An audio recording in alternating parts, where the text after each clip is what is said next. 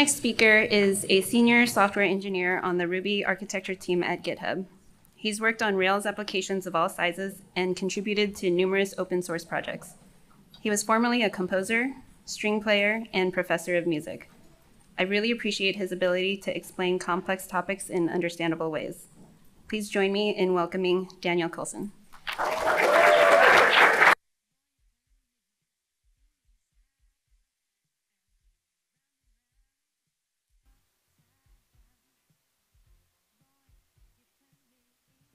Thursday morning.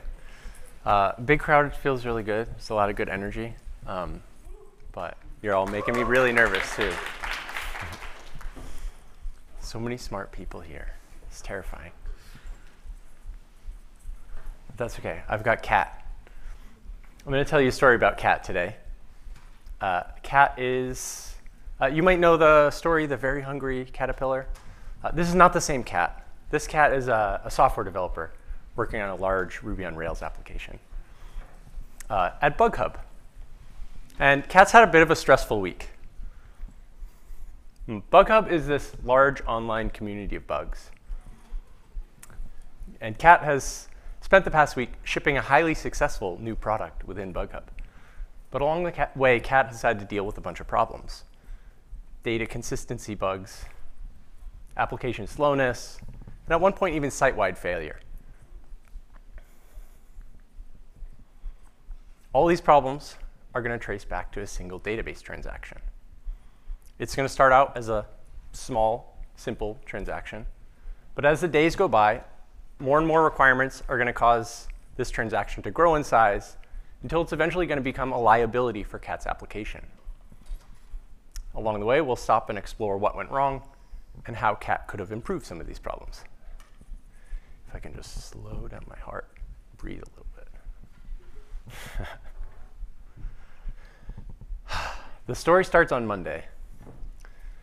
Cat showed up to work very hungry for business opportunities.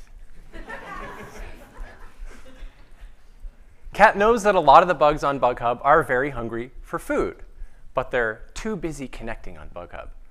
And they don't want to be bothered to go out to the grocery store. They want groceries delivered directly to their homes. So Cat has decided to launch a brand new grocery delivery service integrated with this larger BugHub product. The very first grocery delivery service for bugs. It's great.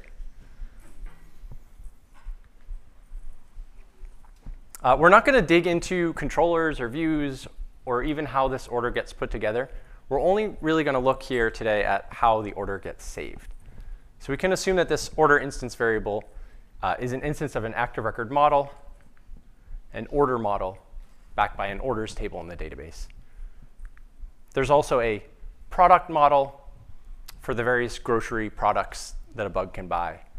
And that's going to be identified by a SKU, or a stock keeping unit. And then finally, there's a join table connecting those products to the order. And this order item model also has a quantity of how many of that particular order is in the, how many of that particular item is in the order. All right, so it's not explicit in the code here, but when we call save on an active record model, that opens up a database transaction. So here's our first transaction. If we look at the queries involved, we see a begin statement starting the transaction. And then we insert the orders and some number of order items for that order. And then we commit the transaction if it was successful or roll back if it wasn't. And this is what a transaction is supposed to look like. The idea here is we want this to be atomic. We want it to be all or nothing. All of the inserts should succeed, or none of them should succeed. We don't want partial success here. So this is a good use of a transaction. And there's not too much risk here. It's just a few queries inside of a transaction. Not too much is going to go wrong. So Cat ships this code. And all is well. The orders start rolling in. It's a good day. On Tuesday, Cat discovers that bugs are ordering more items than what BugHub has in stock. This is a kind of frustrating experience because bugs get excited about their orders, but then it ends up getting canceled. Cat decides to resolve this problem by keeping track of the inventory right here on the products table. So he adds this inventory column. And then he can use that data to avoid showing out-of-stock products on the site, or maybe add a model validation so that it's not possible to create orders for out-of-stock products. And then over in the submit code, Cat adds this line to update the product inventory after creating the order. And the way that works is it goes through each item in the order, performs an update by subtracting the number of items ordered from the inventory for the product with that particular SKU. Cat wants these two operations to be atomic. Either they should both succeed or neither should happen. So he wraps this in a now explicit database transaction. So now all the inserts, all the updates are happening together in one transaction. Unfortunately, after shipping this code, Cat starts to see a bunch of errors in the application. And he looks to his bug tracking software and sees, thank you, sees a bunch of locking related errors. Sees deadlock errors, lock timeouts, and also requests taking long, some of them timing out. And the underlying problem here ends up being lock contention. This happens when multiple processes are trying to work with the same data at the same time, and they end up having to compete or contend for access to that data. So we can imagine two bugs making orders around the same time, and they're ordering the same product. Excuse me. So their transactions begin, they insert their orders, and then they get to this part of the code that's updating products. And both of these transactions want to update the same product. Database rows are like bathrooms. No follow-up. It generally only makes sense for one person to use it at a time. Don't give me any counterexamples. So when you enter a bathroom, you lock it.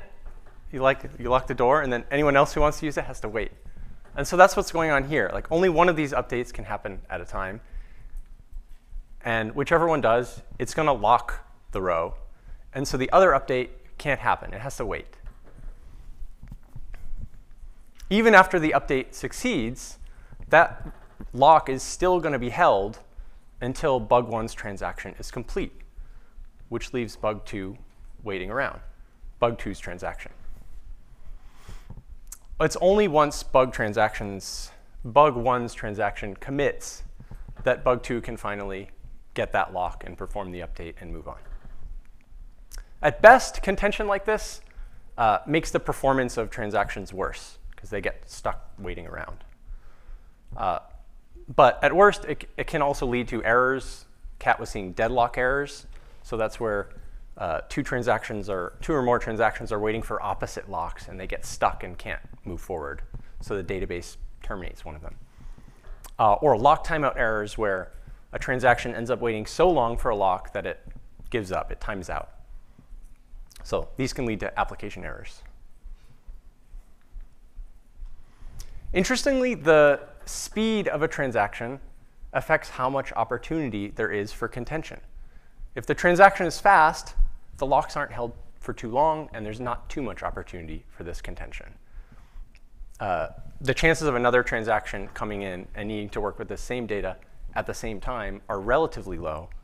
And even if one does, it's not going to have to wait too long for the locks.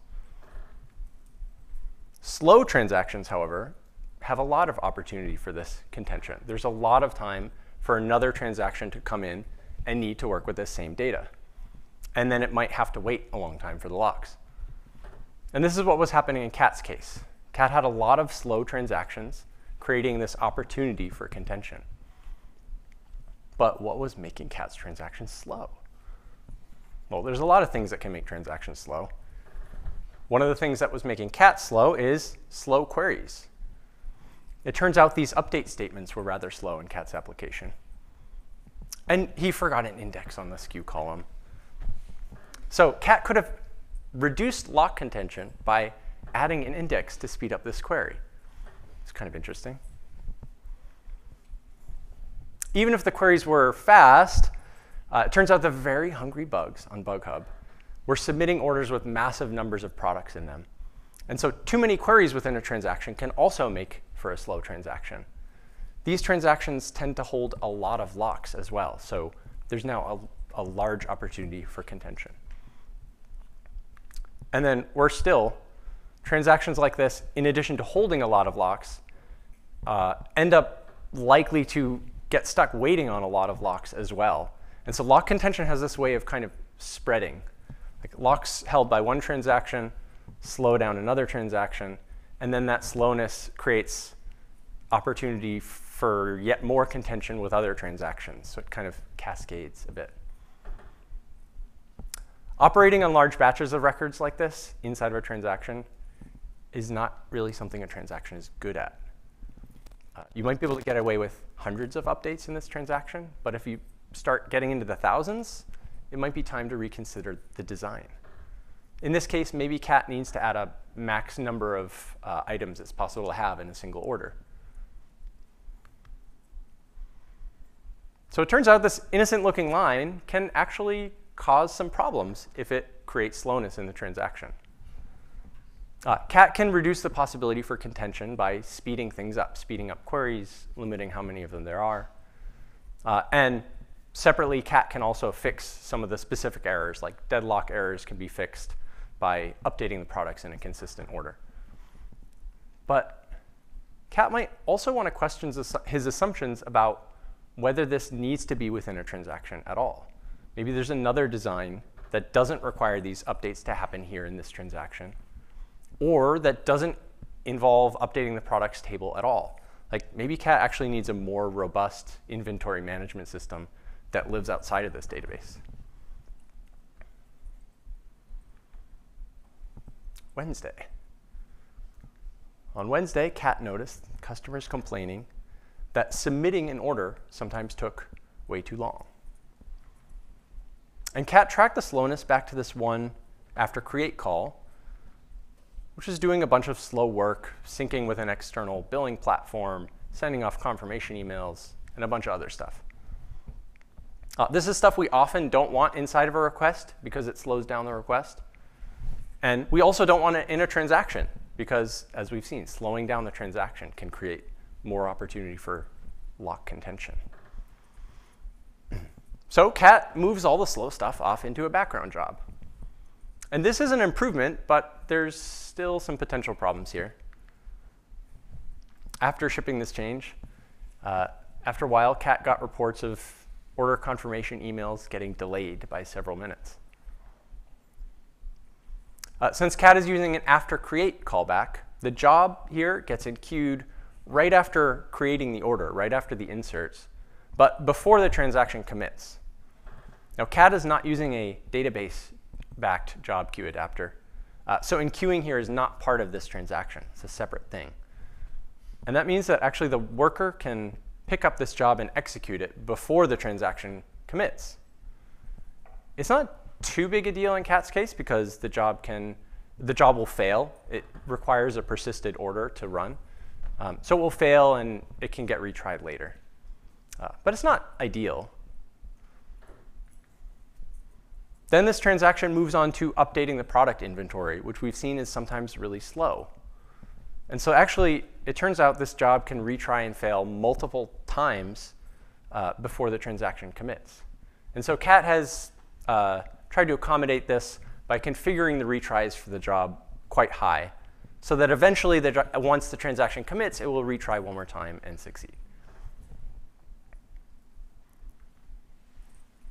But a whole bunch of these transactions are rolling back because of all these deadlock errors and lock timeouts and things. And this is a bit problematic. These jobs get queued, but they will never succeed because the order doesn't get created. So they get stuck retrying and failing until eventually the retries run out. So these are destined to fail, but they're kind of stuck in the queue doesn't know that the rollback happened. They just keep retrying. So what happened in Cat's case is these retries ended up backing up the queue and getting in the way of successful job runs, delaying the work of those successful job runs, like sending confirmation emails. So Cat probably needs more job capacity here, but we'd rather our capacity be determined by successful runs and not a slew of failures. So the simplest thing Cat could have done differently here is swap this after create call with an after create commit. Now, enqueuing the job doesn't happen until after the transaction commits. If the transaction rolls back, it won't get enqueued at all.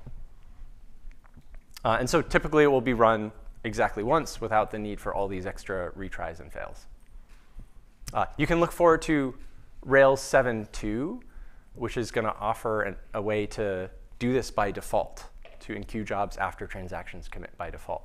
In that case, Cat wouldn't have had to make any changes at all. So that's great. Coming soon. On Thursday, customers started complaining about orders getting delivered too late or sometimes with the wrong items in them. And it turns out Cat's team has been doing a whole bunch of manual work to fulfill these orders, but it's been really slow and error prone. So Cat has decided to work with this external fulfillment service, and they have an API he can use to submit the orders. So after saving the order to BugHub's database, he adds this call to submit the order to this fulfillment service via a fulfillment client. This is an HTTP call to an external service inside of a database transaction. If we look at the queries involved and where this external call gets made, you might notice it's kind of similar to the job example.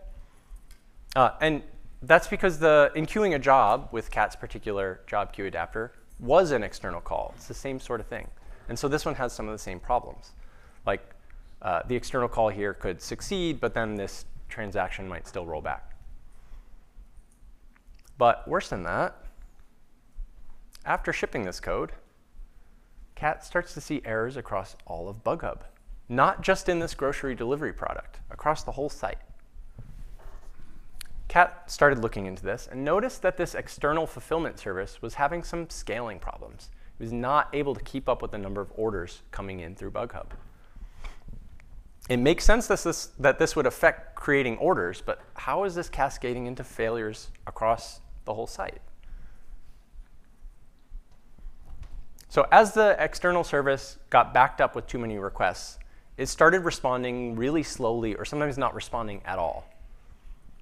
Intermittent slowness is somewhat expected for external calls. Like services can respond slowly, they might have problems, but there's also a network to deal with, and network latency is an issue too.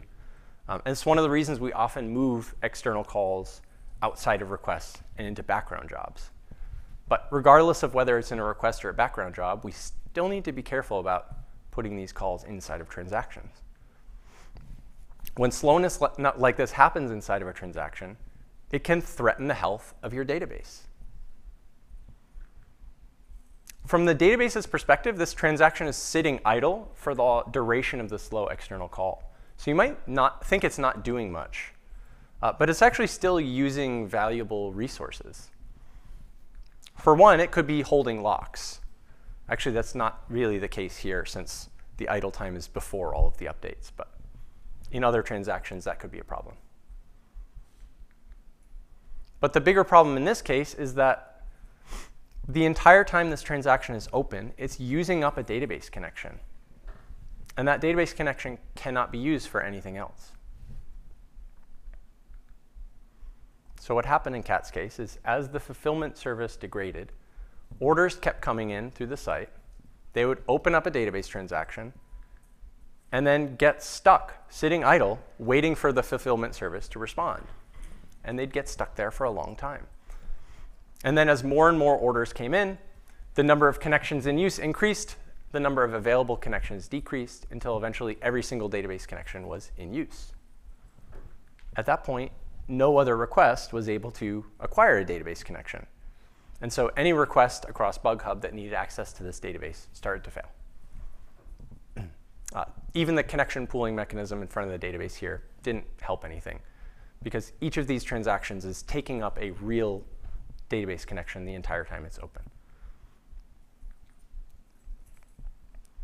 Probably Cat should have configured a client timeout on this HTTP call. We should never wait for an unlimited amount of time for an external service to respond. And that would have mitigated this to some extent, but there's still some risk having this call here inside the transaction at all. And the real solution is that Cat should move this external call outside of the transaction. Now, if the fulfillment service has problems, it has no effect whatsoever on the database. This transaction only begins if the call succeeds. So failure of the service would still affect creating orders, but it's not going to affect the rest of the site. So we remove this possibility for cascading failure. I also like that it's visually more obvious now that these two operations are separate. They're not one atomic operation. Two things that can each succeed or fail. In both versions, it was possible for the fulfillment service call to succeed, but then for the transaction to roll back. But I think I can see it better now, and I'm more likely to handle that in my code.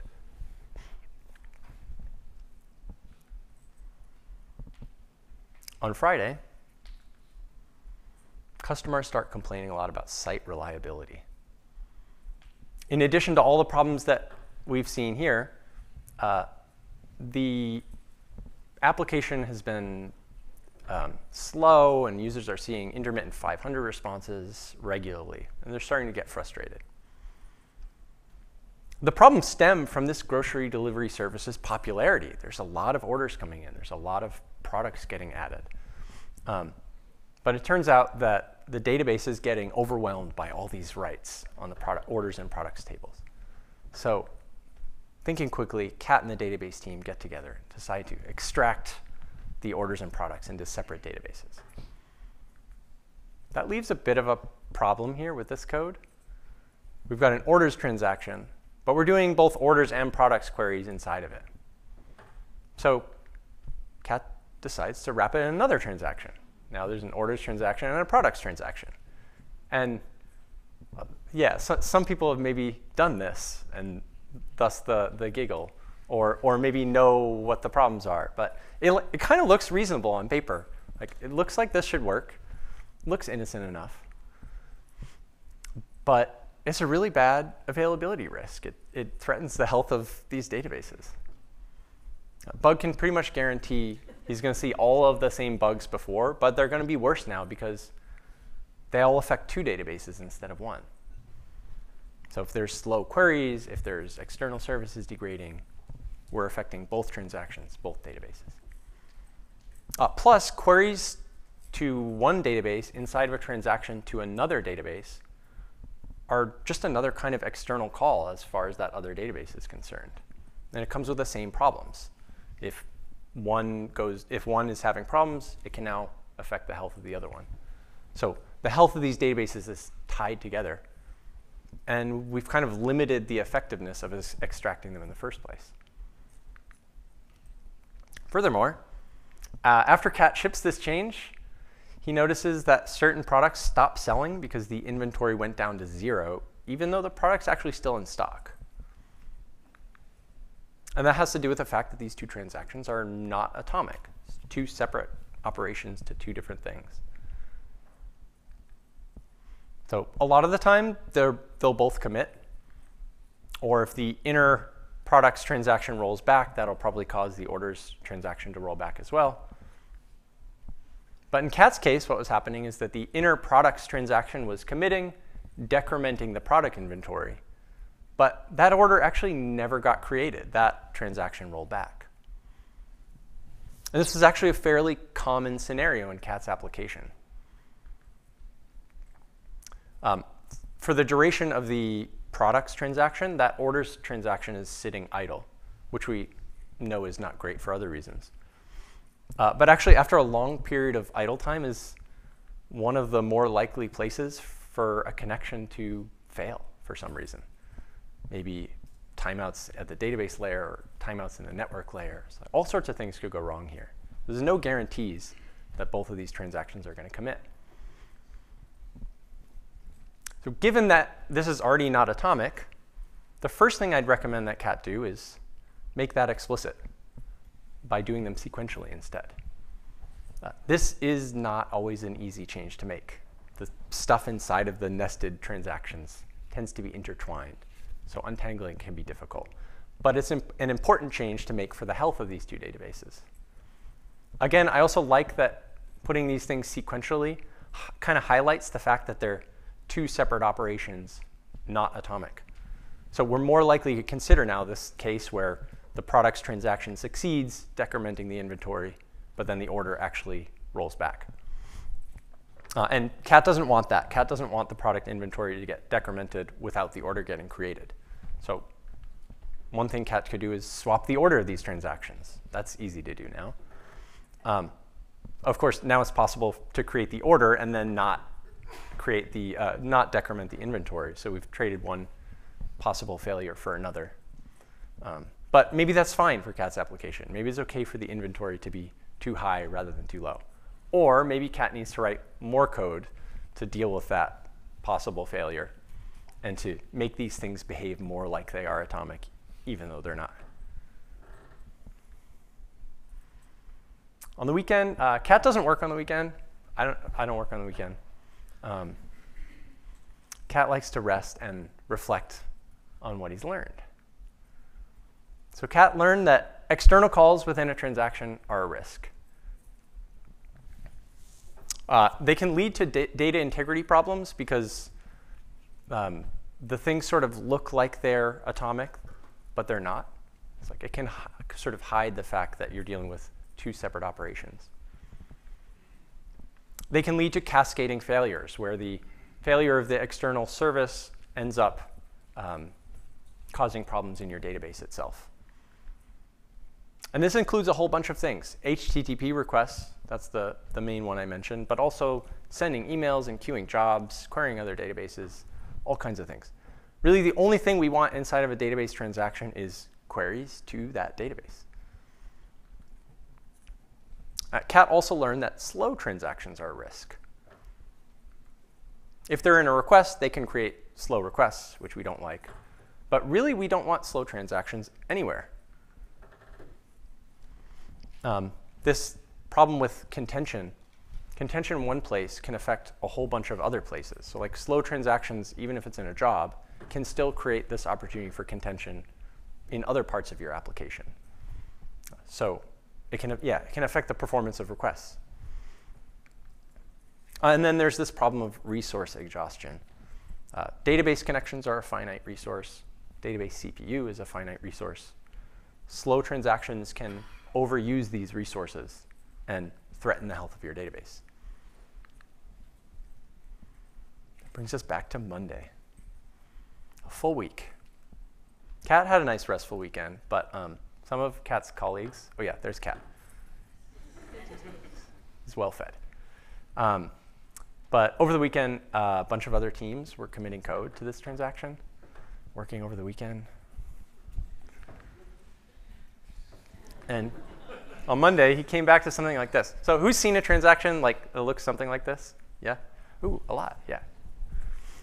Many of us know that transactions like this are bad for maintainability. Nobody knows how they work, and nobody wants to touch them.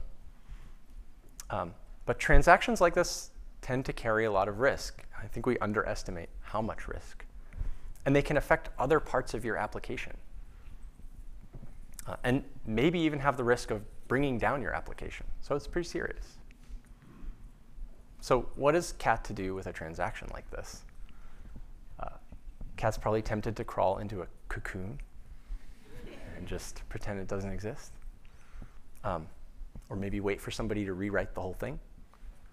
I'd recommend against trying to rewrite something like this from scratch. There's probably a lot of knowledge in that transaction. You don't want to just rewrite it.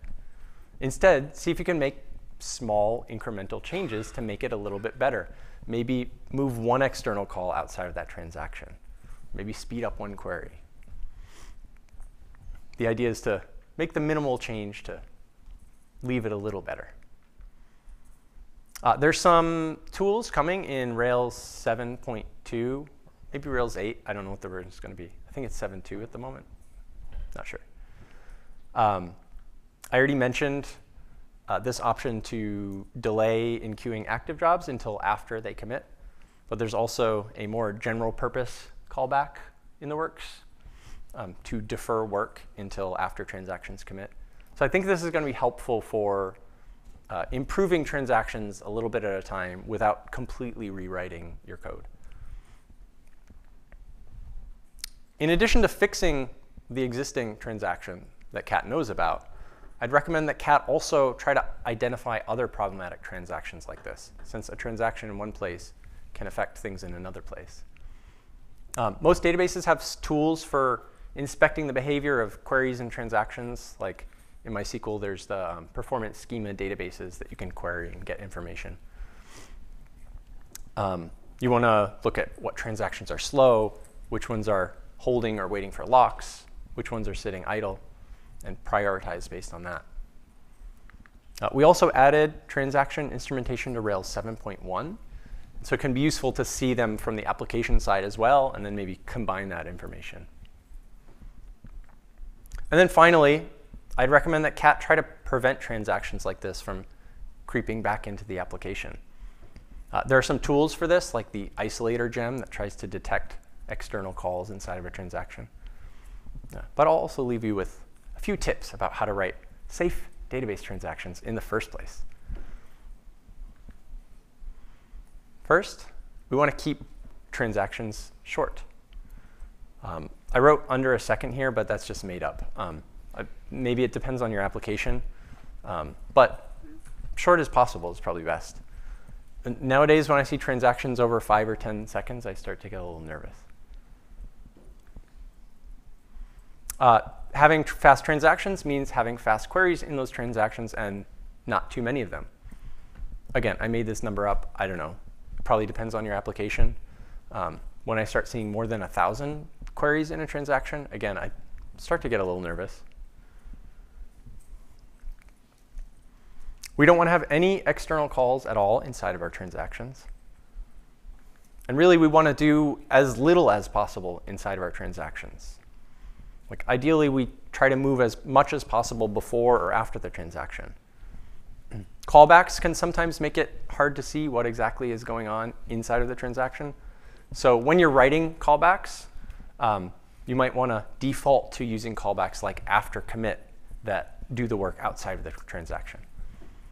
And then finally, it's worth asking if you really need a database transaction at all. Sometimes it's easiest to dump everything into a transaction because it's easier to reason about, things being all atomic. But that's not always the best design for our application or for the health of our database. We want to treat our databases as this kind of sensitive resource. Don't make them work harder than they need to. There it is. Okay. Hopefully, these tips will help you write safe transactions in your applications. And you can avoid some of what Cat had to go through and, I don't know, low stress. I'm Daniel Colson. I work at GitHub, not BugHub. But like everything here is based on real problems that we've seen at GitHub with names and domains and species changed. But yeah, I'd love to talk more about any of this. I'll probably do questions like up here after, because I'm terrified of questions. So I'd also like to thank my father-in-law and his friend for doing the illustrations. Thanks.